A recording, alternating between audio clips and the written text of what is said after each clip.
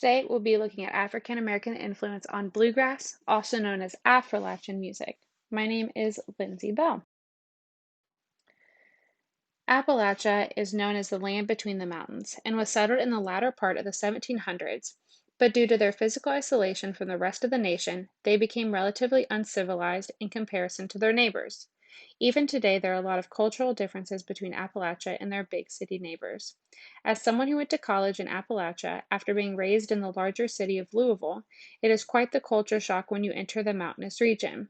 This cultural difference was even more drastic when there was no form of communication with the outside world. Due to this extreme isolation lasting until the mid to late 1900s, there is an extreme reliance on Appalachian folklore and a few sporadic studies done within the confines of the mountains. Due to the low number of studies and the overwhelming racial discrimination at the time, Black Appalachians have been lost in history. As Edward Cabell, co-author of Blacks in Appalachia, refers to them, a neglected minority within a neglected minority. Due to their invisibility over the years, Black Appalachians' influence on the Appalachian culture as a whole has been forgotten across America over the years. Their influence has been whitewashed, causing generations of Americans, both in and out of Appalachia, to be unaware of their impact. Jackie Melton, an Appalachian born and raised choir director at Lynn Camp Schools in Corbin, stated that most folks don't know the origin of the banjo. The general thinking is the banjo hails from Kentucky, since it is a staple of bluegrass and church music. In fact, Melton herself said that she didn't know the African influence on bluegrass until she started teaching. Racial injustice has been a hot topic over the past year, and as people begin to truly confront those issues across the nation and around the world, we must shine a light on Black invisibility that lies within Appalachian culture and specifically its music.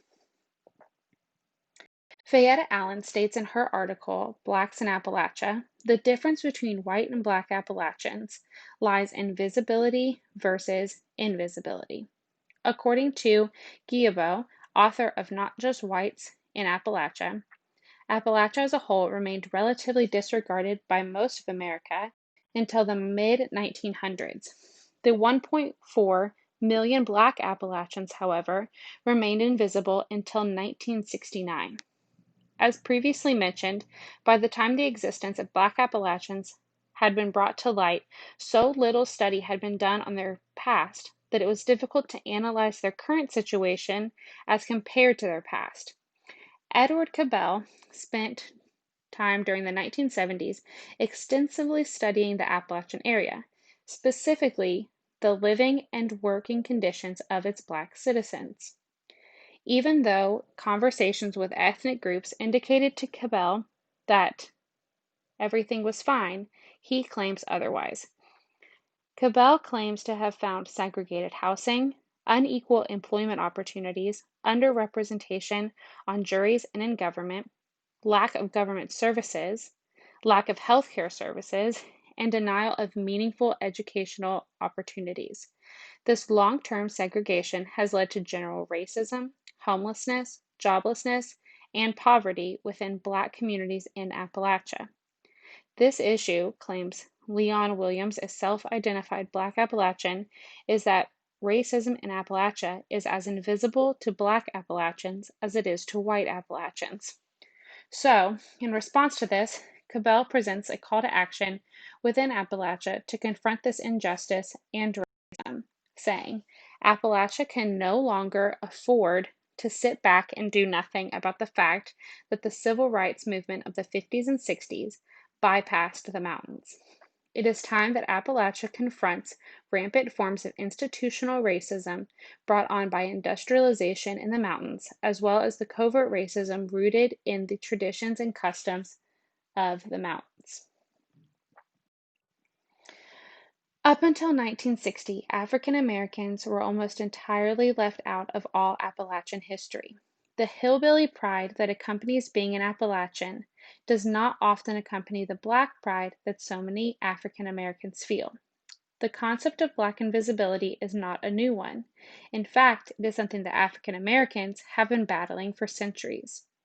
What makes Black Appalachian invisibility so unique is the ignorance of African Americans to it. The Black Appalachians seemed completely unaware of their invisibility to the rest of the world due to the natural seclusion of the area. That invisibility, however, has led to generations of Americans being taught an altered and whitewashed version of Appalachian history. Even Native Appalachians are only hearing of the African American impact on their own culture after their own research into the subject, as we heard from Jackie Melton. It wasn't until X. Walker created the term Affrilachian and the subsequent Affrilachian poets that African American Appalachians really started to take pride in their cultural identity within Appalachia.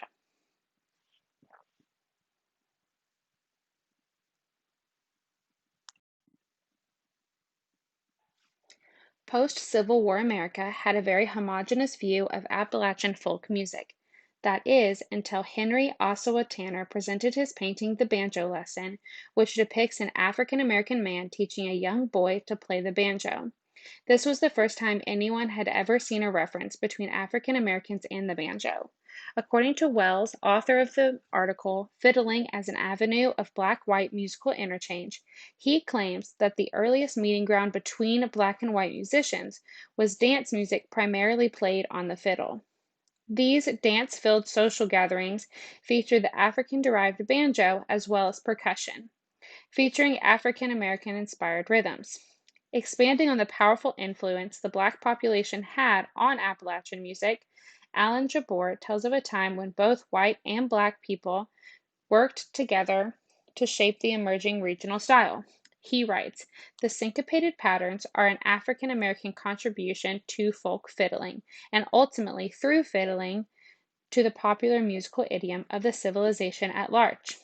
Southern tradition generated and lent to popular music the fiddle banjo ensemble, the banjo being an originally African instrument that took root in Upper South. When most people think of Appalachian music, bluegrass is what first comes to mind. The idea of what bluegrass is, however, is where the inaccuracies come into play. Most Americans think of bluegrass as a white dominated genre, even though at one time it was quite the opposite. Bluegrass is one of the country's most shining examples of unity, created out of the musical exchange and combination of African and European American musical cultures. The earliest examples of bluegrass can be attributed to the social gatherings in the late 18th and early 19th centuries, which featured the combination of the European fiddle and the African banjo. This served as the foundation for the genre of bluegrass as a whole. Today, however, we rarely see African Americans on the bluegrass scene due to the abandonment of Appalachian culture as a whole by the Black population. This can possibly be attributed to the realization of their long-lasting invisibility and the ongoing racial tensions that followed their recognition. The question we must ask then, as more and more scholars are establishing the influence of African culture on the evolution of Appalachian folk music, is why is bluegrass a white-dominated genre? And why did African Americans seemingly abandon the culture of Appalachia altogether? In his essay, Why African Americans Put the Banjo Down, Tony Thomas attempts to answer this question. Thomas proposes that African Americans deserted the banjo because they developed new music, which required new instruments. Black musicians have been attributed to the creation of ragtime as well as blues, jazz, gospel, and R&B. None of these genres, however, have a particular use for bluegrass instruments like the banjo. As it would seem, African American musicians tend to combine both European and African musical traditions, adding their own style to instruments like the piano, the upright bass, the saxophone, and others. The banjo, according to Thomas, survived in bluegrass because European Americans in the South continued to dance to the rhythms created by African and white fiddle and banjo music. It would be reasonable then to assume that white Appalachians are continuing the tradition created by the black and white cultural interchange. The issue lies in the fact that Americans, both laymen and scholars, have forgotten the origins of the genre in favor of the current homogeneous state of the genre as a whole.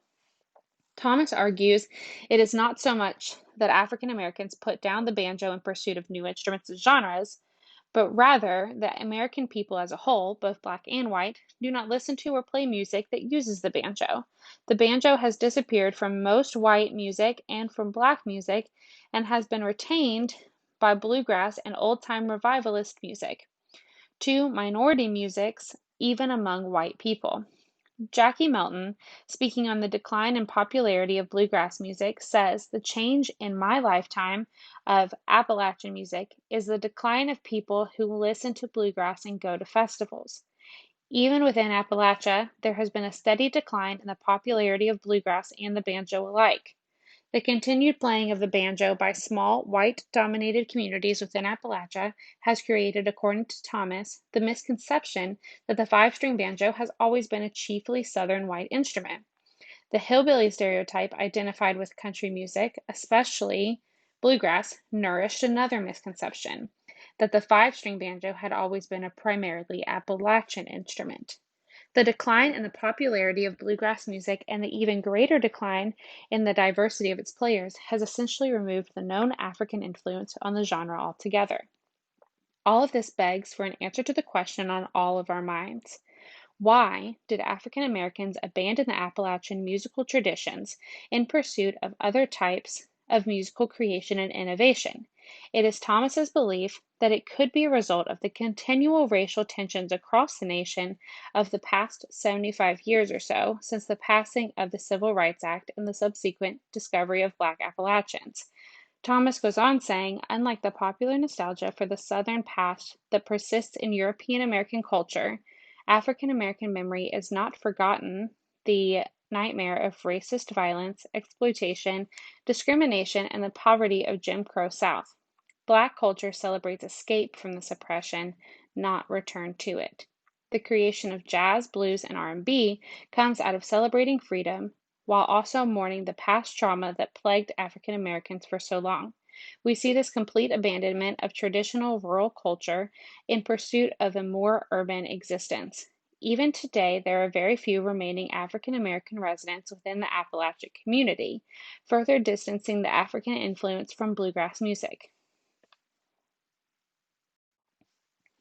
It is time to finally shine a light on the Black invisibility that has plagued Appalachian culture and, most importantly, its music. Bluegrass music was built on the unification of two contrasting cultures and should be a celebration of that rather than simply a forgotten attribute of the genre. Due to the development of the internet and social media over the past 50 years, Appalachia no longer has an excuse to be ignorant of what is happening over the mountains.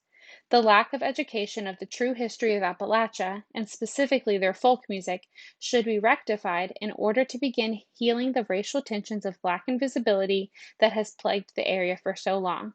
Perhaps then, bluegrass can once again become a genre of cultural connection and racial unification.